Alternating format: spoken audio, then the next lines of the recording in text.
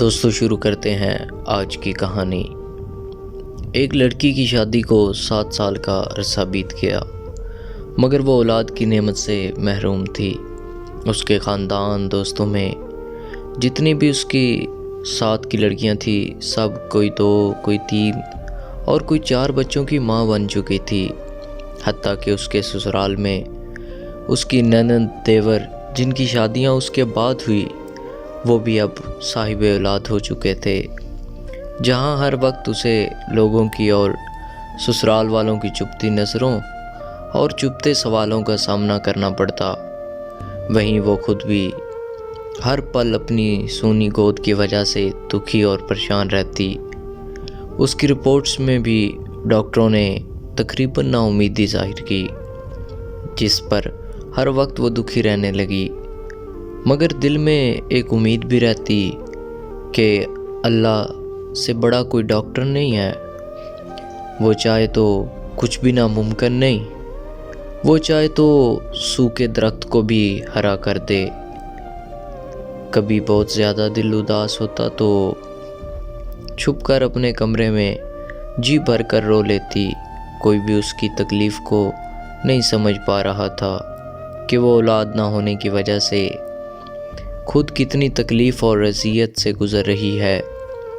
سسرال والے تو باتیں کرتے ہی تھے، مگر سسرالی رشتہ دار ہمسایوں کی باتیں جلتی پہ تیل کا کام کرتی، اور اس کی ساس وہ باتیں بعد میں کر دیتی کہ دل چاہتا وہ مر جائے یا کہیں دور چلی جائے ان تمام لوگوں سے۔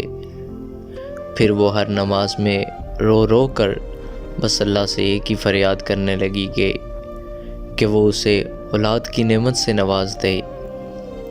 وقت گزرنے کے ساتھ جب اس کی دیورانی کے ہاں 4تھے بچے نے جنم لیا تو ساس کے طعنوں میں اور شدت آ گئی کہ یہ تو بانجھ ہے، میرا بیٹا بے اولاد رہے گا۔ پھر وہ وقت آیا کہ گھر میں اس کے شوہر کی دوسری شادی کی بات ہونے لگی۔ ایک دن وہ اپنے دیور کے بچے کو گود میں لے کر پیار کر رہی تھی کہ نہ جانے اس کے دل کو کیا ہوا۔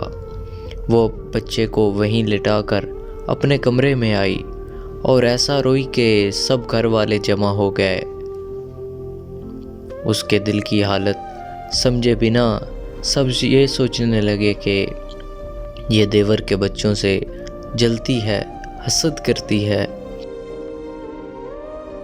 مگر ان جاہلوں کو کون سمجھاتا کہ اللہ نے تو اس کو ایسا دل دیا ہی نہیں جو کسی سے جلنے والا ہو۔ وہ تو ان لوگوں میں سے تھی جو اپنی خوشیاں بھی کسی اور کی جھولی میں ڈال دیں، جو اپنے منہ کا نوالا دوسروں کے منہ میں ڈال دے۔ وہ تو بچے کو پیار کرتے وقت اپنی سونی گود سے اس قدر دل گرفتہ ہوئی کہ خود پہ قابو نہ رکھ سکی کہ آج اس کے آنسو بھی سب بند توڑ کر بہنے لگے۔ واحد ایک اس کے شوہر تھے جنہوں نے اس کو کبھی طعنہ نہیں مارا تھا۔ ایک دن کسی نے کہا کہ اپنے شوہر کے ٹیسٹ بھی کرواؤ۔ پہلے تو اس بات پہ بہت ہنگامہ ہوا، لیکن پھر اس کے شوہر نے ہی کہا کہ کروانے میں کیا حرج ہے، اللہ کی کرنی کہ جب رپورٹ آئی تو وہ ٹھیک تھی۔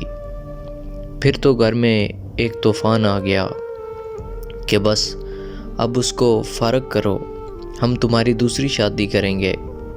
لیکن میرے شوہر کسی صورت مجھے طلاق دینے کو تیار نہ ہوئے۔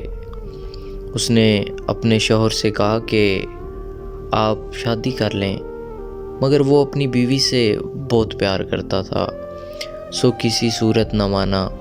ایک دن کسی نے ایک پیر کا کہا کہ وہ بڑا پہنچا ہوا پیر ہے، اس سے اپنی بہو کو اللہ اللہ کرواؤ۔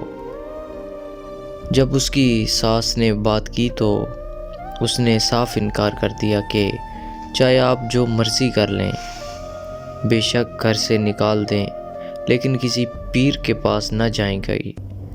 اس پر اس کی ساس نے بہت لعن طعن کی۔ اس نے وضو کیا اور نماز کے لیے کھڑی ہو گئی۔ جب دعا کے لیے ہاتھ اٹھائے تو ایسی رکت طاری ہوئی کہ کچھ بولا نہ جائے۔ پھر سجدے میں گر کر اللہ سے فریاد کی، یا اللہ اگر تو نے مجھے بے اولاد رکھنا تھا تو تو نے مجھے اس دنیا میں عورت کے روپ میں کیوں پیدا کیا؟ عورت تو پوری ہی اولاد سے ہوتی ہے، پھر میرے وجود کو ادھورا کیوں رکھا؟ یا اللہ ساری دنیا کے ڈاکٹر چاہے جو مرضی کہتے رہیں، مجھے بس تیرا ہی آسرا ہے۔ یا اللہ میری وجہ سے میرے شوہر کو اس تکلیف، اس محرومی سے نہ گزار۔ یا اللہ تو ہر چیز پہ قادر ہے۔ تو نے حضرت مریم علیہ السلام کو بنا مرد کے شوہر کے ماں کے مقام پہ کھڑا کر دیا اور ان سے اپنے محترم نبی کو بنا باپ کے پیدا فرمایا۔ یا اللہ تجھے حضرت مریم کا واسطہ مجھے صالح اولاد کی نعمت عطا فرما۔ یا اللہ اولاد کے بنا میں ایک ادھوری عورت ہوں، یا اللہ مجھے پورا کر دے۔ یا اللہ مجھے پورا کر دے۔ اس رات سجدے میں رو رو کر اس نے ایسی فریاد کی کہ اس کی آہ و پکار سن کر کائنات کی ہر چیز اس کی شاید سفارشی بن گئی اور اللہ پہ اس کا بھروسہ جیت گیا، اور چند ہفتوں بعد وہ ہوا جس کی کسی کو امید بھی نہ تھی۔ ڈاکٹر بار بار اس کی رپورٹس دیکھ رہے تھے، پھر اس کو زندگی کی نوید سنائی گئی کہ وہ ماں بننے والی ہے۔ بنا کسی کی پرواہ کیے وہ یہ سنتے ہی ہاسپٹل کے فرش پہ ہی سجدہ ریز ہو گئی۔ دوستو اس لیے چاہے کچھ بھی ہو جائے، کبھی بھی کسی بھی حالات میں مایوس مت ہوں۔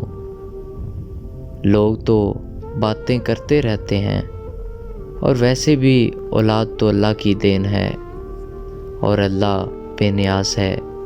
وہ جب مرضی چاہے جس جوڑے کو اولاد عطا کر دے۔ اس کے گھر میں دیر تو ہے پر اندھیر نہیں۔ بعض اوقات اللہ ہم انسانوں کو صبر کا امتحان بھی لے رہا ہوتا ہے، وہ کیسے کیسے آزماتا ہے ہمیں پتہ بھی نہیں چلتا۔ اللہ بڑا کارساز ہے۔ لوگ کچھ بھی کہیں، بس اللہ پہ بھروسہ رکھیں اور کبھی اس ذات سے مانگنا نہ چھوڑیں، نہ کبھی کسی کا برا سوچیں اور نہ برا کریں۔ دل کی زمین کو ہمیشہ پاک صاف رکھیں اور اللہ پاک پر ہمیشہ بھروسہ رکھیں۔ دوستو یہ تھی آج کی کہانی۔